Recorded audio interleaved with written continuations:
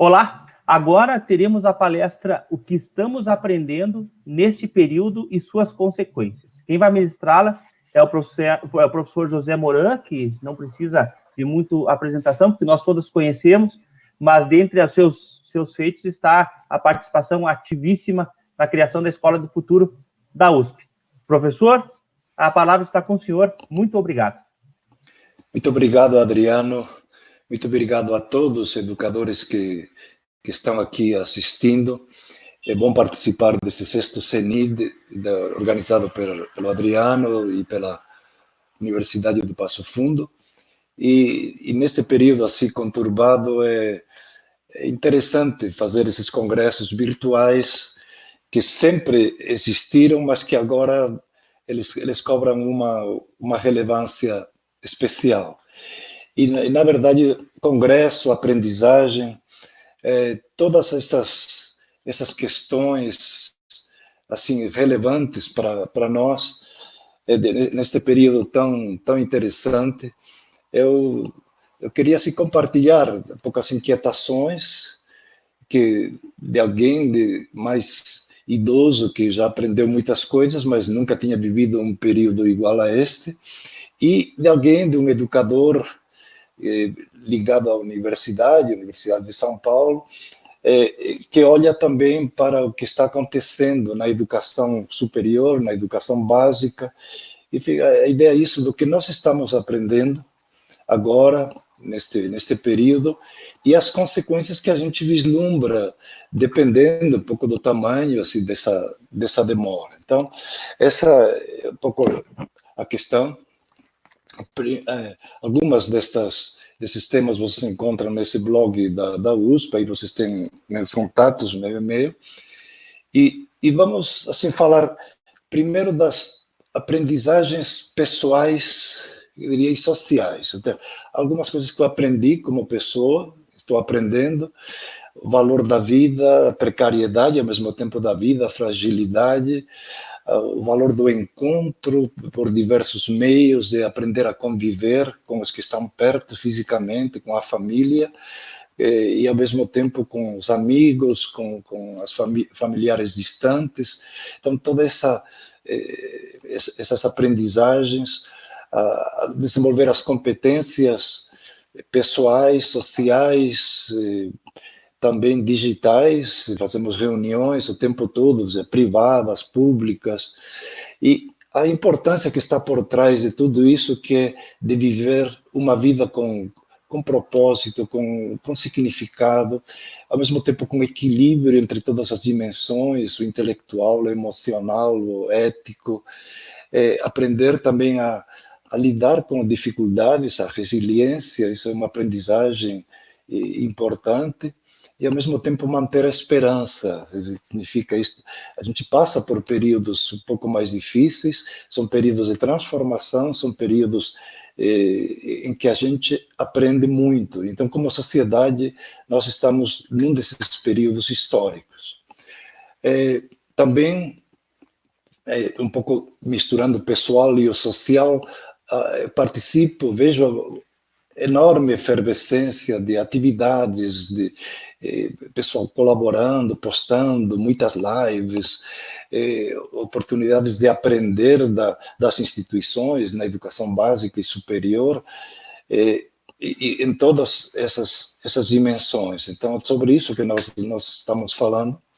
E a sociedade como um todo, ela está aprendendo a avançar em algumas áreas que estavam um pouco reprimidas. Por exemplo, a telemedicina, que a gente precisava ir sempre para a consulta médica, visitar os médicos, com toda essa crise, liberou também muitas formas de comunicação, de orientação, psicólogos, médicos, enfim, todo esse compartilhamento de dúvidas, de pesquisas. Isso é um grande avanço.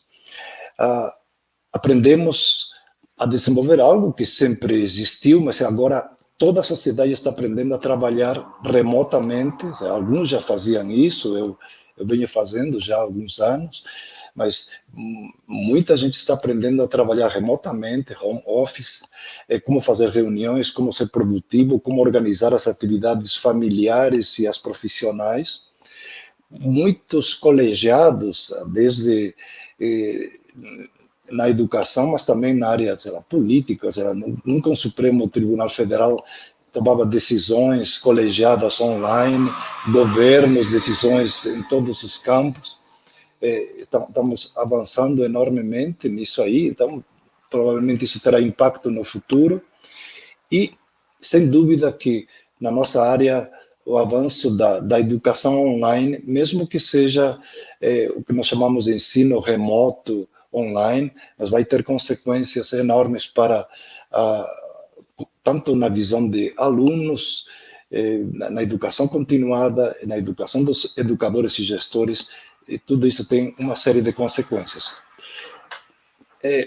Falando primeiro, vamos falar um pouquinho das instituições, depois um pouco dos aspectos mais positivos, o que aprendemos, depois alguns problemas, e depois para onde vamos. É um pouco essa discussão. Eu vejo as instituições educacionais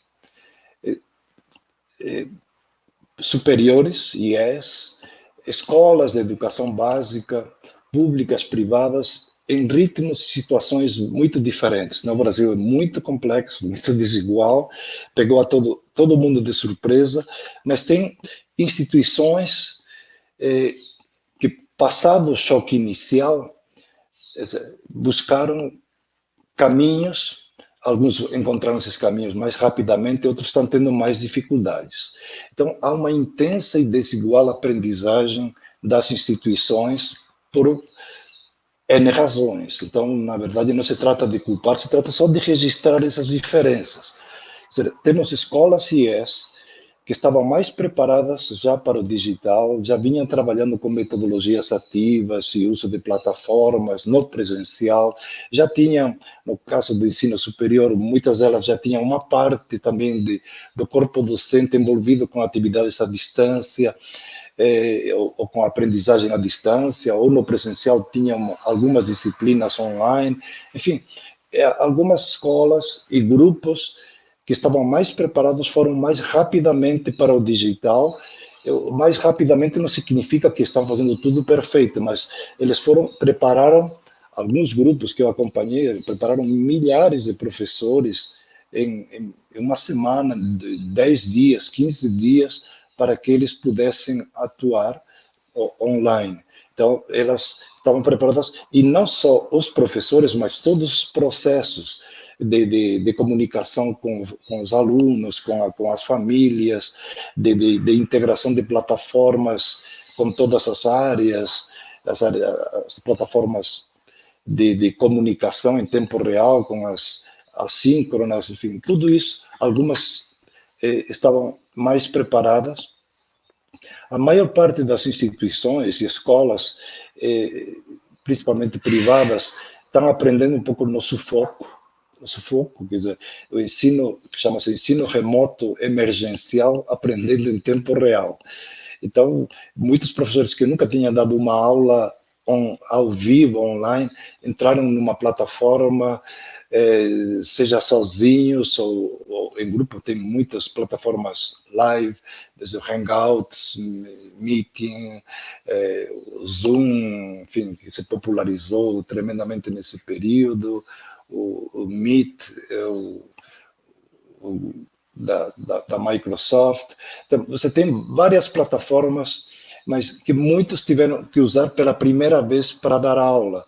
Muitos professores gravaram também videoaulas, então começaram a gravar e depois atender os alunos em determinados horários.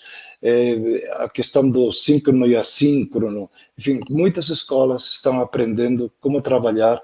E aqui estamos falando desde educação infantil até a pós-graduação. Então, que eu chamo assim, aprendendo no sufoco, aprendendo um pouco no grito, aprendendo assim, tá? E aí depois vamos detalhar um pouco mais isso.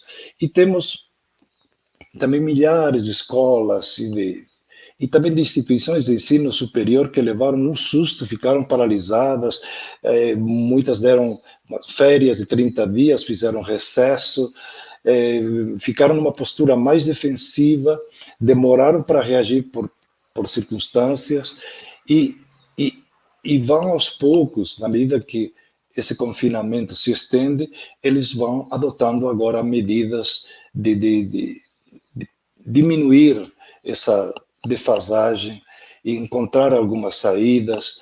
Estamos falando também de redes públicas, de educação básica, estadual, secretarias de Estado, também ensino municipal, universidades públicas em geral, mas também muitas instituições privadas ficaram, principalmente pequenas, ficaram muitas esperando. Então nós temos, quando falamos da aprendizagem, são aprendizagens muito diferentes e as consequências, como veremos depois, também são diferentes. De tudo isso que está acontecendo, o que me parece assim mais positivo, primeiro, essa ideia de aprender a fazer rapidamente. Então, a ideia de que tivemos que tomar decisões rápidas na gestão, na docência, na comunicação com os alunos, com as famílias. Tivemos que adaptar o currículo ao momento. Não é transformar o currículo, não é criar um novo currículo, mas fazer adaptações rápidas para ver o que era possível em cada área de conhecimento ser dado teoricamente. Então, por exemplo, no ensino de medicina, qual é a parte teórica que pode ser dada online, o que pode ser experimentado no laboratório virtual e o que vai ser deixado para determinadas práticas presenciais. Então, decisões rápidas que demoram tempo e que têm consequências. Depois da decisão eu chamaria dessas adaptações curriculares, tivemos também a experimentação contínua, ver o que dava certo, o professor aprendendo, dava uma aula de casa com celular, depois o computador, depois alguma gravação ao vivo. Então, a experimentação, alguma atividade online, principalmente aqueles que não tinham. Isso foi ampliando o domínio das competências digitais de muitos. Alguns já tinham, e esses ensinaram os colegas, e isso criou, primeiro, um compartilhamento maior de práticas, mas também uma gestão mais participativa. Então, todo mundo teve que abraçar a mesma causa, dizer, vamos lá, quem sabe mais um pouquinho ensina quem tem dificuldades. Alguns alunos também foram solicitados a ser monitores, um pouco tutores também, né, nesta mediação. Tem professores que começaram a trabalhar com grupos online e pediram ajuda de alguns alunos para mediar. Enfim, houve muitas aprendizagens positivas. Então, e o interessante nisso aí é a revisão rápida de processos. Quer dizer, isto deu certo, continua. Não deu certo, se muda. Então, não foi uma definição de gabinete que veio de cima para baixo e cada um tinha que fazer sem duvidar. Era o contrário, era a ideia de dizer, bom, temos diretrizes, cada um vai aprendendo, vai compartilhando e vamos revendo.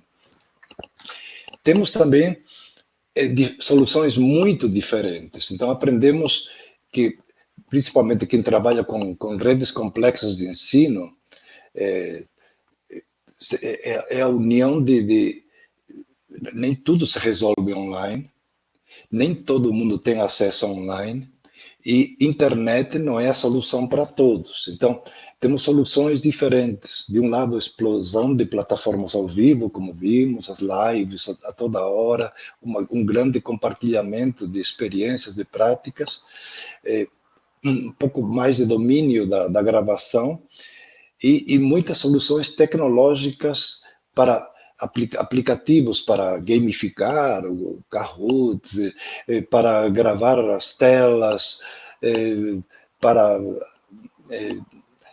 fazer uma mediação, para trabalhar em grupos.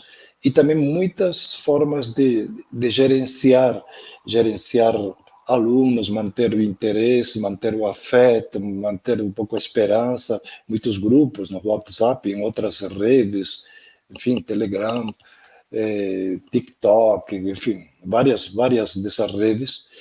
E no caso assim, de secretarias, começa a ser usado a televisão, o rádio, junto com material impresso, para chegar a todos, que esse é um grande problema do Brasil. Nem todos têm banda larga, nem todos têm acesso a dados como a classe média, e temos que atender a todos e não deixar nenhum aluno para trás. Então, o que é positivo é essa ideia de buscar saídas diferentes para atender a todos. Isso é uma coisa que a grande maioria das instituições está tentando fazer do melhor jeito possível e tentando buscar feedback, acompanhando, ter dados para poder monitorar se isso está dando certo, fazer pesquisa com os alunos para ver se eles estão gostando e fazendo ajustes, né? E isso repercute em todas as estratégias de comunicação com alunos, pais, entre professores. Então, essa comunicação institucional, essa comunicação também dos coordenadores, comunicação dos professores, também com as famílias, e principalmente pais, no caso da educação básica.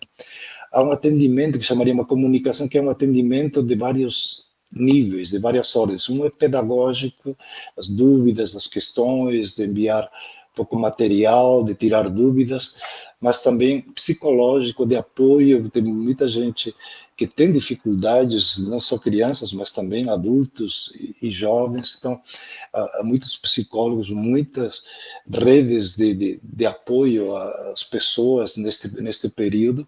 E também há toda uma questão de negociação financeira, de muitas pessoas que já perderam o emprego, pessoas que estão com dificuldades e que estão vendo um pouco como manter, no caso de ensino privado, como manter esse aluno, no caso das instituições, e o aluno também como chegar a alguns acordos com a instituição para continuar.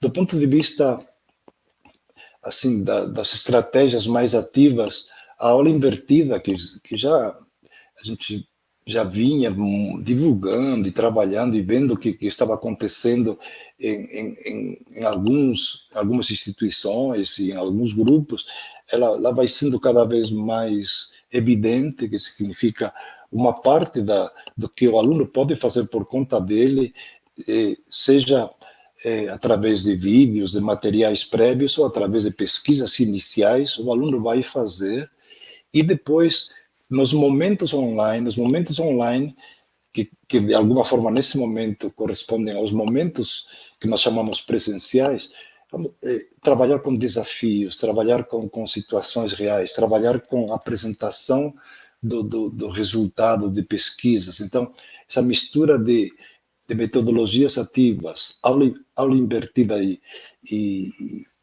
desafios, ela está acontecendo muito. Também havia uma tendência muito forte, principalmente no ensino superior, do híbrido, e a gente está testando, isso, das consequências, nós veremos do híbrido como uma grande tendência, mas nesse momento o híbrido, estou falando também da mistura do offline e online, saber dosar o que cada um pode fazer no seu tempo e o que vale a pena fazer quando estamos juntos.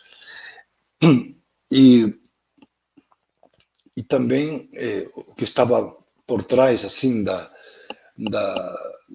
desses avanços e da aula invertida, um avanço nas metodologias ativas, um avanço para trabalhadas online. Tem instituições que estão avançando, não significa que isso seja o normal, mas há alguns avanços no domínio das metodologias ativas online. Isso vai ser interessante para daqui adiante, né? Alguns problemas, assim, um pouco numa comunicação rápida com vocês, e e depois vendo,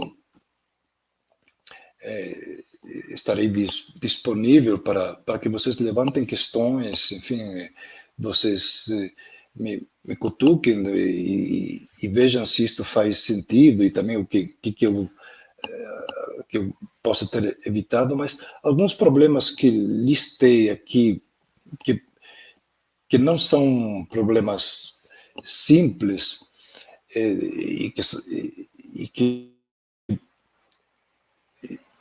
que vale a pena ressaltar. Algumas IEs, diria bastantes, ainda há um foco excessivo em fazer tudo igual, sabe? Transmitir conteúdo, focado muito no conteúdo.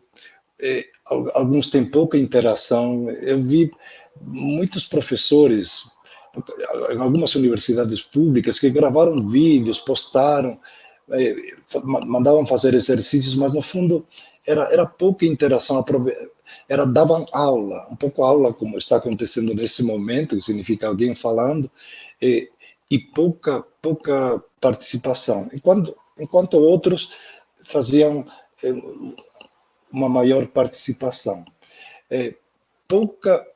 Muitos não aproveitam todo esse potencial de experimentação que tem no online.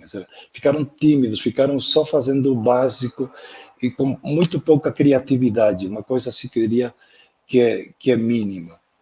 Um outro problema sério é a desigualdade entre escolas e também a desigualdade que isso não é por estar online. A desigualdade brutal do Brasil se reproduz assim nos problemas. Tem pessoas que têm acesso, tem pessoas que têm tremendamente dificuldade de acesso, tem pessoas que nesse período estão trabalhando enquanto os outros estão em casa. Tem, de qualquer forma, para os que já têm muito, eles têm mais oportunidades. Então, quem quer fazer cursos online, cursos avançados, enfim, tem muitas oportunidades e, já um pouco apontado há pouco, dificuldades maiores na gestão dos diversos sistemas de educação pública pela complexidade, pelo tamanho e, ao mesmo tempo, aqueles que já têm uma necessidade, por exemplo, lá no Amazonas, o fato deles estarem com acesso remoto sempre, difícil conexão, eles têm aulas através de satélite, com alguns mediadores locais. Então, eles já tinham um sistema adaptado para o online e eles estão aproveitando toda essa iniciativa. Agora, no estado de São Paulo, começa a se usar dois canais de televisão, da TV Cultura, para transmissão de aulas, com uma mistura de plataforma digital e para muitos alunos entregar materiais impressos. Então, tem uma mistura do impresso, da televisão e das plataformas online. Então, essa mistura. Na prefeitura, aqui em São Paulo também, parte-se do impresso e depois se usam outras estratégias digitais. No Paraná tem o uso de televisão, também plataformas digitais e impresso, um pouco essa mistura. Então, são problemas difíceis de equacionar, mas já são iniciativas que aos poucos vão se estruturando.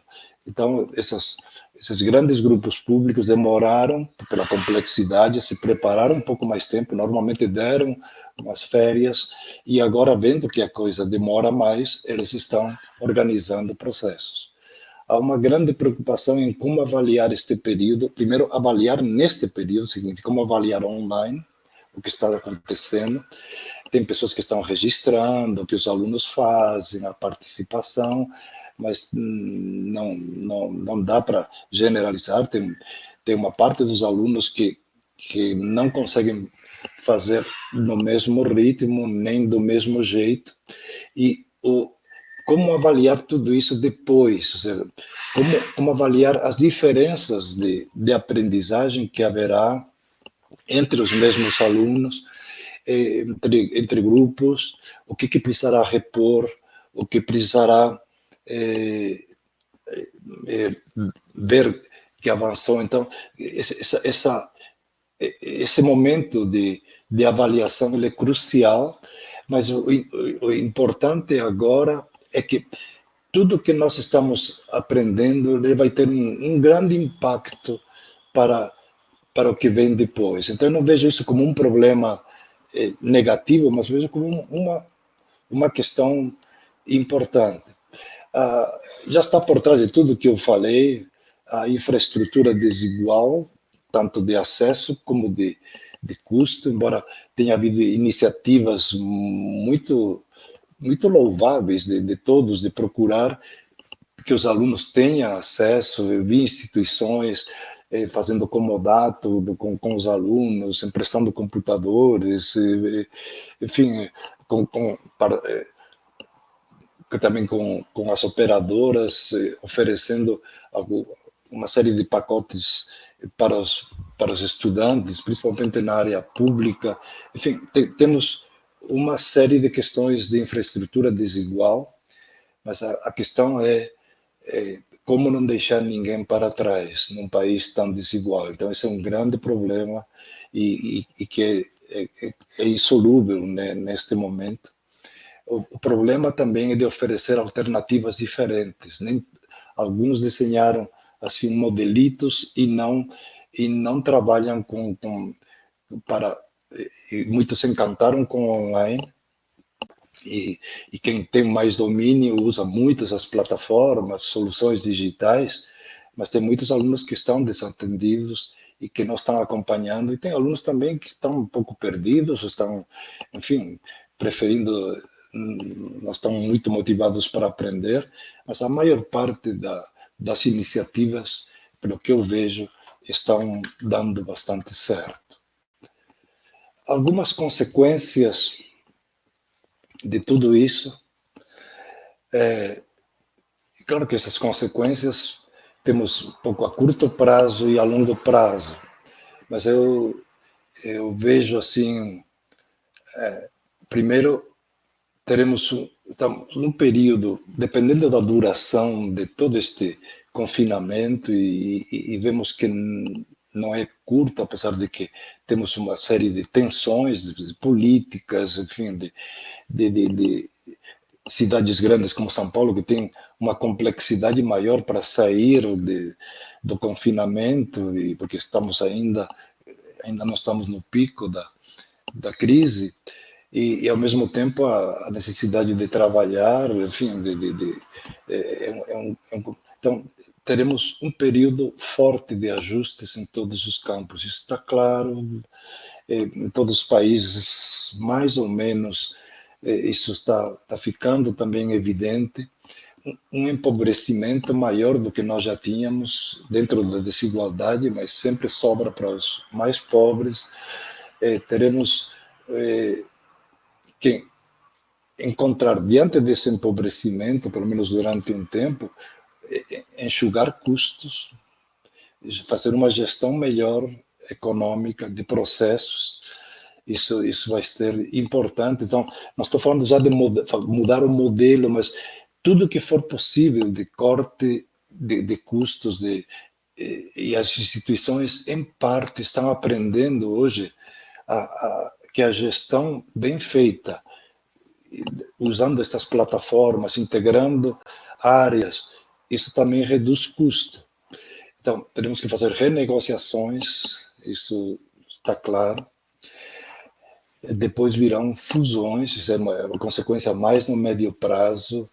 Quer dizer, fusões pode ser primeiro colaborando, um pouco uma instituição mais com outra, compartilhando alguns projetos, enfim, fazendo assim alguns ajustes, mas no médio prazo, sem dúvida, nós teremos muitos pequenos não aguentando a competição. Eu sei que isso ainda não dá para generalizar, mas pelo que eu estou observando, não só aqui, mas em todos os países haverá, já vinha isso como uma tendência, assim, de grandes grupos realmente começarem a oferecer, perto de onde você está, soluções muito interessantes e que para algumas escolas e universidades pequenas vai ser difícil, se não se readequarem muito, sobreviver. De qualquer forma, as consequências mais visíveis são modelos de gestão mais enxutos, está claro. Um pouco mais adaptados, personalizados, significa que o aluno vai ter mais escolhas no currículo, vai trazer coisas que ele pode fazer em outros lugares, em cursos online, no seu trabalho, trazer um pouco as competências que ele pode desenvolver também para um currículo que não precisa ser tão igual para todos. Então, esse currículo mais flexível, que já é uma tendência, isso vai ser muito mais destacado. A busca de economia de escala em todos, que essas universidades, elas no presencial e no EAD havia muita diferença no Brasil. Vamos chegar a uma baixa de custos no presencial, com modelos híbridos, e um EAD que aos poucos tem que ter mais qualidade, portanto, que os custos terão que ser um pouquinho maiores. Então, haverá uma aproximação dentro dessa economia de escala dos modelos. Essa incorporação do digital, ela vai ser muito mais ampla, que não é só usar atividades durante as aulas, senão que toda instituição, ela tem processos de gestão compartilhada, tudo pode ser resolvido também, muitas reuniões, bancas, tudo isso que em parte já fazíamos antes, mas que ainda exigíamos que tudo fosse no presencial. Uma parte disso vai ser bem mais feito da forma digital. Então, esses modelos híbridos, presencial, digital, elas vieram para ficar.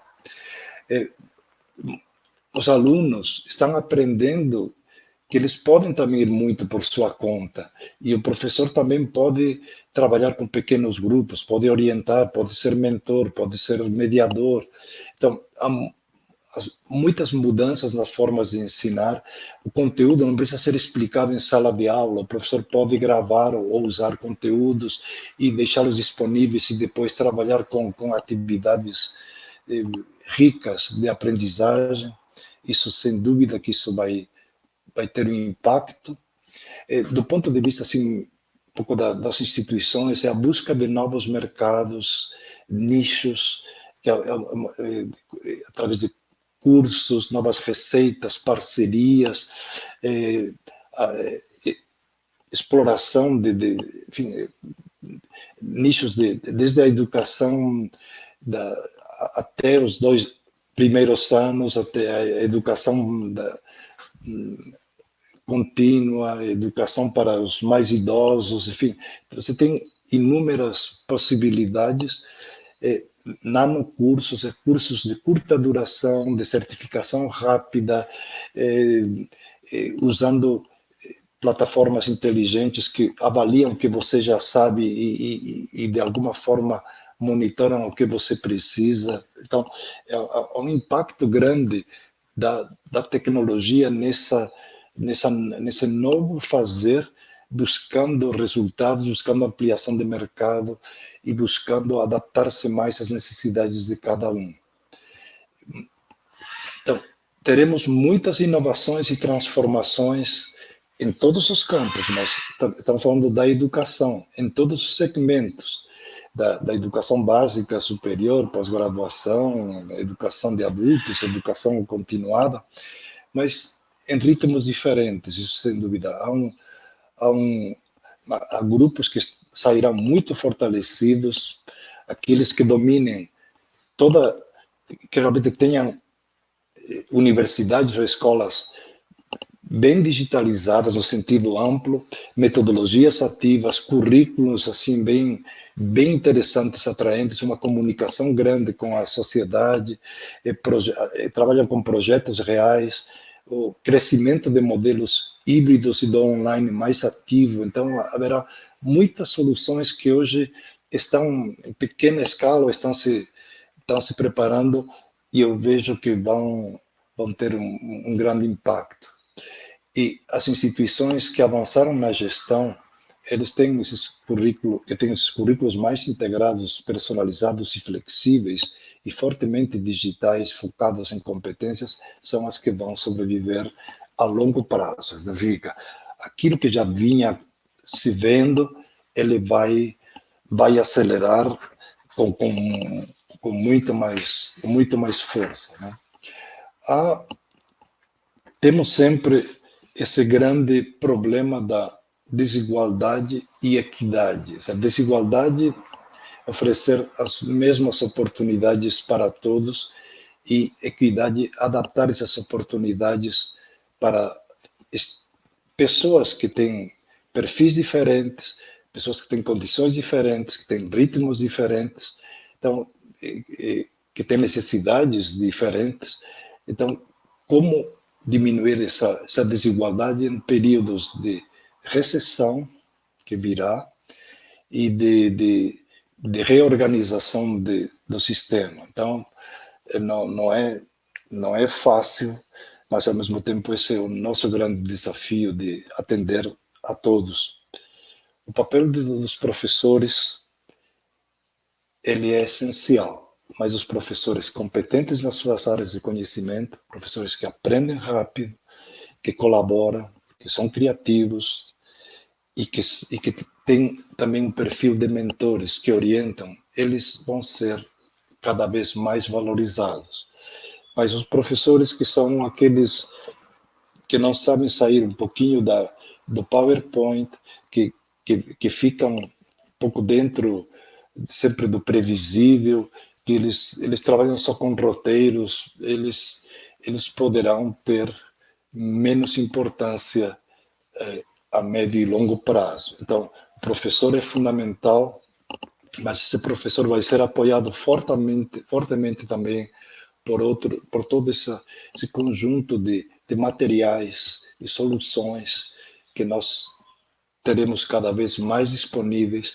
Então, os momentos presenciais, seja fisicamente ou seja presenciais online, eles são muito preciosos para perdê-los só com transmissão de conteúdo. Podemos ter algumas aulas magnas, aulas expositivas, isso sem dúvida, sempre trazer grandes especialistas, isso é um grande enriquecimento.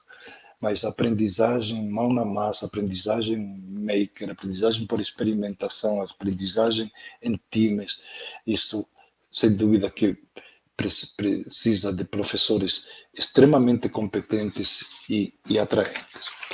Queria deixar para vocês, assim, primeiro um curso assim, de tecnologias, metodologias, como ensinar online, um pouco venho desenvolvendo com a professora Dênia há alguns anos, e que vai estar atualizado, e que ele vem mão na massa e bem participativo, e que ele pode ser feito pessoalmente ou institucionalmente, como uma das, enfim, formas que eu tenho, assim, que venho desenvolvendo essas competências digitais, mas também com aprendizagem ativa. Tudo isso que eu estou falando para vocês, eu tenho procurado ensinar, acompanhar, desde muito tempo em que eu vim, assim, eu aprendi a ir para o digital no sentido amplo, primeiro com a criação da Escola do Futuro, quando chegou a internet, a ideia de pensar o futuro, mas depois, quando fui para online, foi algo muito menor do que nós temos hoje, mas foi uma greve de professores da USP, quando eu estava tentando um modelo híbrido, em que os alunos vinham uma semana sim e outra não, na USP, E como teve essa greve que durou 3 meses, o que era para ser híbrido terminou sendo totalmente online. Então, no começo da década de 90, numa crise bem menor do que essa, eu fui aprendendo a ir no online e ver que ele funciona e que é interessante. O que me enganei era que eu imaginei que em pouco tempo, em uns 20 anos, já estaríamos todos muito mais avançados. Talvez agora, com todo esse impulso, possamos ir um pouquinho mais para online. Estou revisando meu blog, vai ter outra cara nesses próximos dias, mas ele trabalha com essa ideia da educação transformadora, a ideia de transformar pessoas, primeiro, a educação que transforma. A educação que transforma não só os estudantes, mas nos transforma, por isso que é ativa. E ele nos transforma porque ela está dentro desta visão ampla de aprender ao longo da vida, de aprender com uma vida que vale a pena, aprender a equilibrar tudo, aprender a ter bem-estar, aprender com propósito e aprender a realizar-se em todas as dimensões possíveis ao longo da vida. Então, venha trabalhando um pouco essas questões, você tem aí alguns textos, pretendo publicar um livro nessa dimensão, estou numa fase já bastante avançada sobre essas transformações e, ao mesmo tempo, como fazer isso de uma forma realmente que faça sentido. Então, eu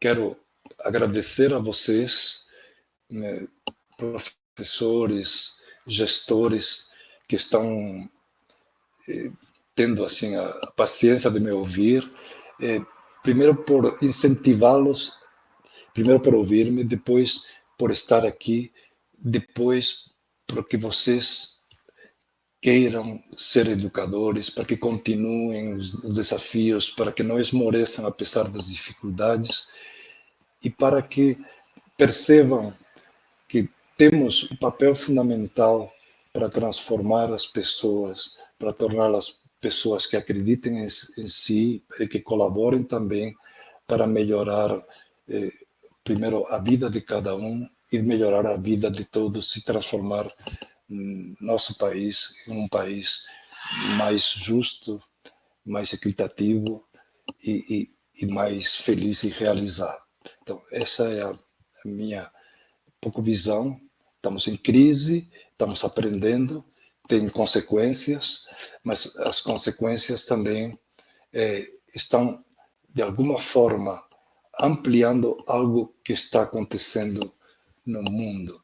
A ideia de que tudo se mistura, os processos são extremamente rápidos, vamos ter que aprender mais rápido e que temos que oferecer às crianças e aos jovens, dar muita esperança, muitas possibilidades, torná-los mais protagonistas, ouvi-los mais, partir de onde eles estão, enfim, mil questões que não deu tempo de abordar nesta comunicação, mas que fazem todo sentido. Transformar as escolas em comunidades de aprendizagem, fazer escolas vivas, menos prédios e muito mais comunidades de compartilhamento. É isso que eu desejo e espero que possamos sempre estar juntos e estou aqui para o que vocês quiserem, tanto nas perguntas como depois, qualquer dúvida que vocês tiverem, poder entrar em contato comigo. Muito obrigado, um grande abraço para cada um de vocês.